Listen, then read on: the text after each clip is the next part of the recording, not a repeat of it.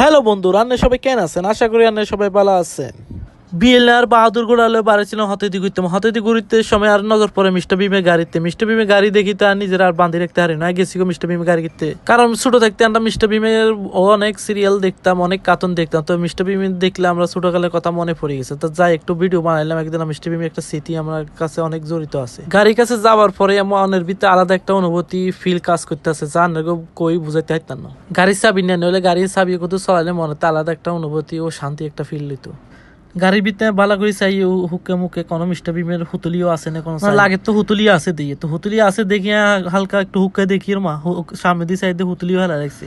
সবকিছু সেম কিন্তু কালারটা একটু ডিফারেন্স ছিল, কিন্তু এমনি গাড়ি কিন্তু মিস্টার বিমের গাড়ি। এই মিস্টার বিমের কার্টুন দেখবার কত রিমোট লইতে মারপিট করছি, এটার কোনো গন্তি নেই। গাড়ির হাইটা শরীর অর্ধেক হবো আইতে মিস্টার বিম ইয়ের থেকে এনে বইতো। আমি মনে করি মিস্টার বিম এলে মুসাতে সোফা বান্ধি বইতো। লগে যে ফুড ট্রাক একটা আছে হাতে বিজনেস করবে প্লেন দেখো। মিস্টার বিম গাড়ি লাগলে তো মানছি আমি তো ফটো উঠে বেলা হাতে বিজনেস হইব, বেচা কিনে হইব। রিমোটলে যারা যারা মারপিট করতাম তোরা দেখলে ভিডিও কিন্তু লাইক শেয়ার কমেন্ট ও ফলো করে দিবি। এতক্ষণ আমার ভিডিওতে লক্ষ্য করলাম না। Okay bye.